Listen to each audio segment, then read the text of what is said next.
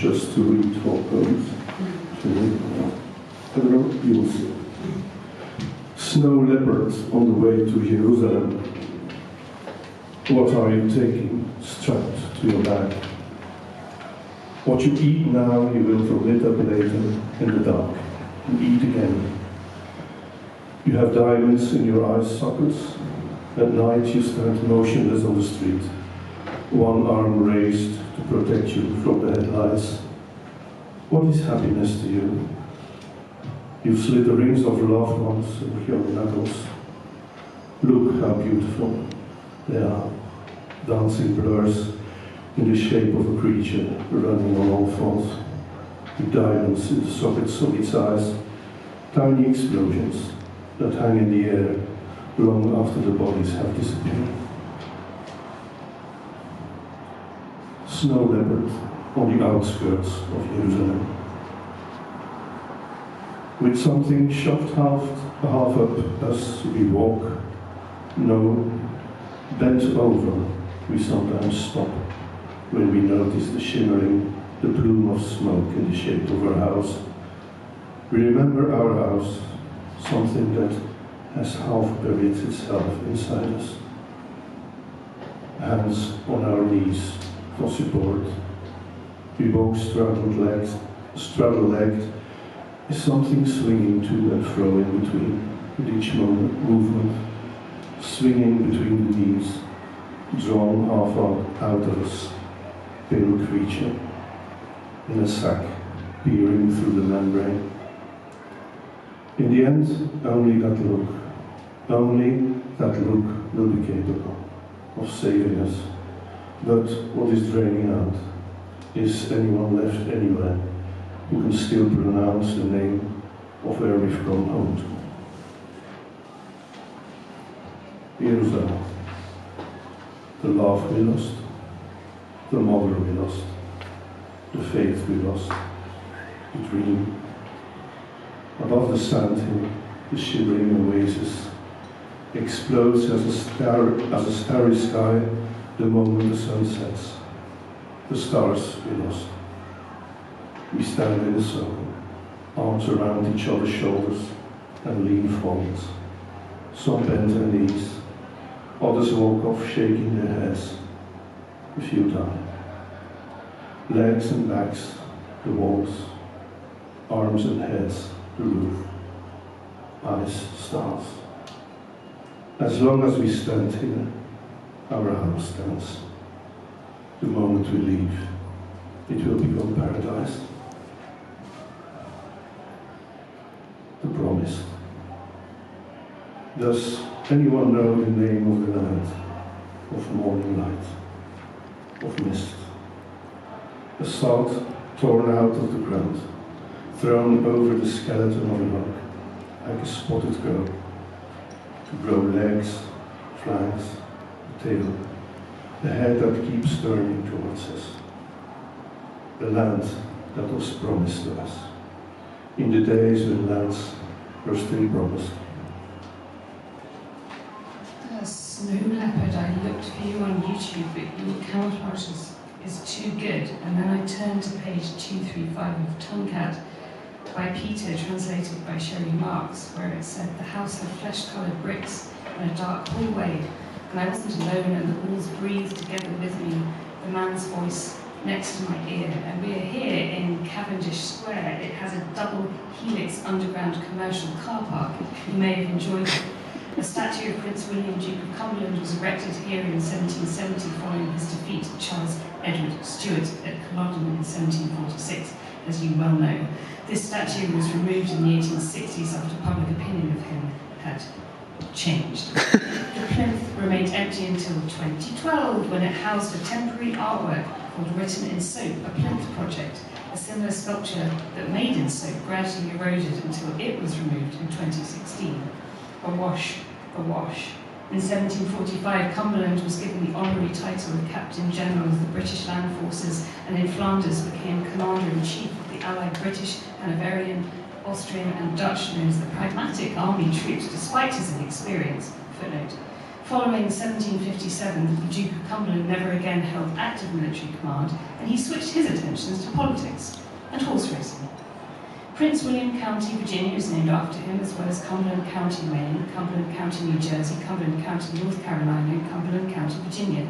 Various other places in the American colonies were named after him, including the Cumberland River, the Cumberland Gap, and the Cumberland Mountains. In Britain, Cumberland Road in Kew and the Grade 2 listed Cumberland Gate and Kew Gardens are named after him. In 2005, you'll remember, he was selected by the BBC History magazine as 18th century's worst Briton.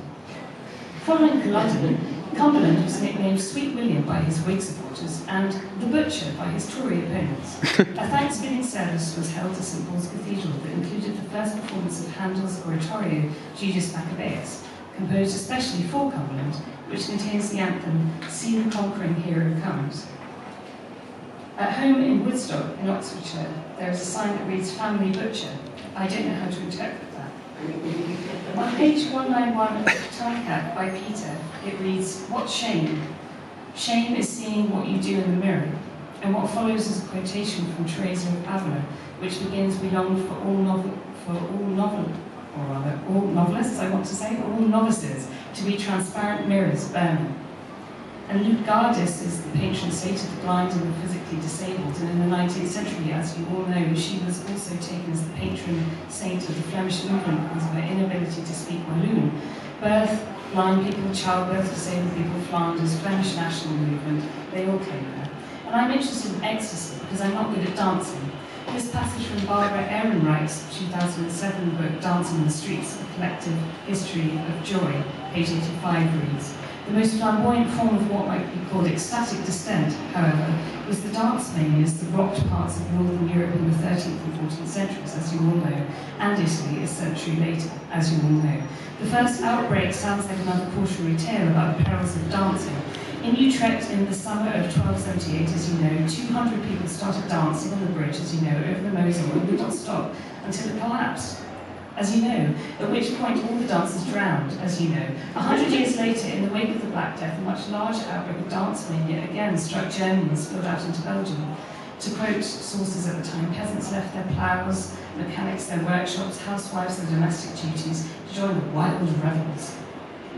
They formed circles hand in hand and, appearing to have lost full control of their senses, started dancing, continued dancing, regardless of the bystanders, for hours together in wild delirium, like poor snow leopard, until they fell to the ground in a state of exhaustion. That Saint's feast day is 16th of June, and that was just a couple of days ago. Happy solstice. Flanking Fleming Franken fought to be frank with languages distorted as a valley hinged in stones with cornstarch in the hedgerows, and they're all devoid of bees. And some words here that English owes to Flemish include brick, dock, duffel, as in the bag, with a coat, gas, hunk, as in knee, rip, gulp, likely for the Flemish, apparently it's imitative, tattle, apparently it's imitative, tug, as you know, is of uncertain origin. And on page 59 of Tomcat by Peter, by morning the palace had recovered. How to conceal a hole? Think about that. Hang a carpet in front of it, but of course something had changed. A virus had nestled in the body of the palace. It had attached itself to a cell and infected it. That's where the cell division began. We were cells. And it makes me think in Oxfordshire of something that's currently exhibited in the Ashmolean Museum that's to do with Flemish art, and it's an earthworm, just a picture of an earthworm. It's by Anonymous, you may know him, you should know him. He's from South Netherlandish, it says, circa 1560 to 85. You were probably there. And it's transparent, it's transparent watercolours on laid paper silhouetted in brackets, it says. And the title of the exhibition is Bruegel to Rubens, Great Flemish Drawings. When you think about the Flemish line, perhaps, or Anne of Cleves here, has gone down in history as the Flanders mare. The name Yale, you may know because of the university, but it's believed to be derived from the Hebrew word Yale, meaning ibex. Other common names are eel or centaur, and the Yale is described as an antelope or goat-like creature, unlike the snow leopard, with the tusks of a boar, you may know that, and the large horns. You know that well. The horns possess the ability to swivel in any direction, unlike my eyes, which makes them good for both offensive and defensive attacks. They'd be good at rugby. The Yale is among the heraldic beasts used by the British royal family. When I say used by the British royal family, I don't want to go into that. The year of Beaufort was one of the Queen's Feasts commissioned by the coronation, or rather fourth coronation of Elizabeth II in 1953, my parents' birth year. The plaster originals are in Canada, while stone copies are in Kew Gardens, outside the Farmhouse. In page 3 of one of Peter's books, it says, your brain turned to gelatin in the bone-white dish of your skull. The cold clamped to your teeth like glittering diamonds. This is not about the snow leopard. To continue the quotation, your whole body took on the colour of hardened candle wax. That year the cold hit our country 1,000 kilometres northward in one blow. Words stuck to our tongues like crystals. It was the year watches stopped. Silence. The year 0.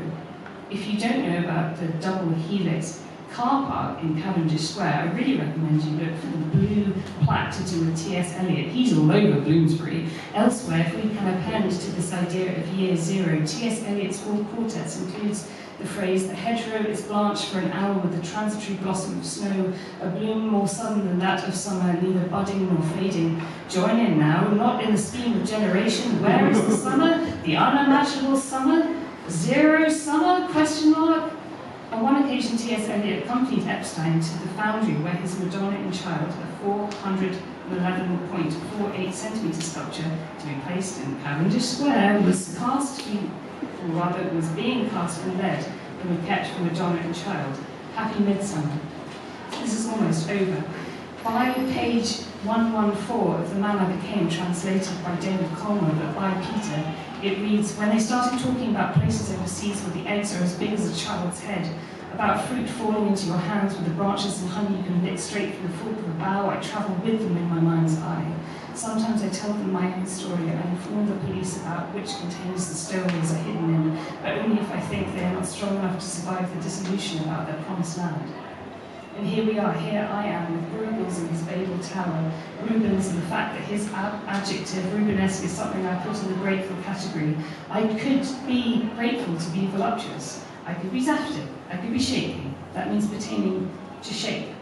Flemish bond and English bond are phrases to do with patterns of brickwork. You know that really well. Their tenacity and load bearing is variable. And I don't know what they used on Babel's Tower.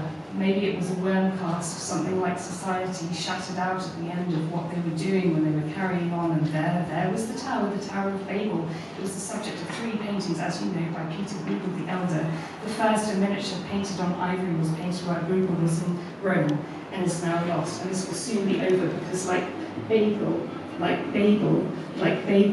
was polyglot, I was poorly polyglot, and the tap water in the pub that I was at earlier, no one had changed it for a while, and it had gone kind of green, and someone came up to the tap water and said, is this cucumber water? And the person behind the bar said, yep, that would be £2.50, and they just did that, And where is Kate? And I shall compost that over because I think about earthworms, and my sweet dog, who really is more of a footstool than a predator usually, in the late spring or early summer like this, she always seeks out fledglings that have died, and in the no more May long grass she sniffs them out and snaffles them, and it is awful. She eats them right in front of me, bones and all, and skulls and everything and all, and she's really not a snow leopard, but it is a happy solstice tonight, and the thanks for Flemish bond in contrast to English bond, garden wall bond, or even haphazard bonds which are functional bonds. Flemish bond is a decorative bond, one that lends visual quality to the wall surface. And on page 54 of The Man I Became, translated by David Colmer, it reads, a flock of hummingbirds gathered around the bonobo like a metal ball. Imagine that. When the ball burst open, the bonobo had disappeared. Imagine that. The birds formed the letters of the word intermission. And you can't get more down to earth literally than a portrait of an earthworm with an unknown artist drawing it on an otherwise empty sheet of paper. And did you know that the earthworm has been voted the UK's invertebrate of the year, not necessarily in Cavendish Square? And James Esler, long-time resident of Ostend, born there, died there. His canvas is full of squabbling skeletons and probably earthworms, but not the snow leopard and licking his petal work. Born 1860 and died in 1949, he wrote in later years, looking back at the ways critics had received him as a younger painter, in these terms. Disparagement beats down on me like hail. My umbrella is always to hand.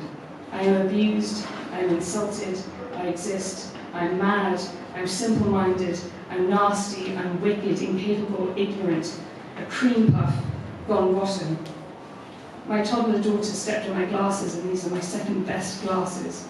You can see that they do not fit my face well, and they slip down my nose because of nervous sweat. They fall right down to the tip. And recently, this is finishing, the Van Eyck Arnolfino portrait, usually hung/hanged in the National Gallery just down the road, gained a new frame, and with it, much online opprobrium. A reframing, a reworking, a refiguring of figures whose impassive gaze, hand-holding and hand-holding pervades regardless. Nevertheless, the handhold there persisted, un-Rubenesque. The flags for pride are out in force. There is a pride flag on the rubbish truck, the dumper truck, the bin lorry, the garbage truck, the dust cart. And my 3-year-old son hates that I do not always know immediately the difference between these things. Dust to dust, to dust, to brick, to worm, to snow leopard. Thank you very much. Wow.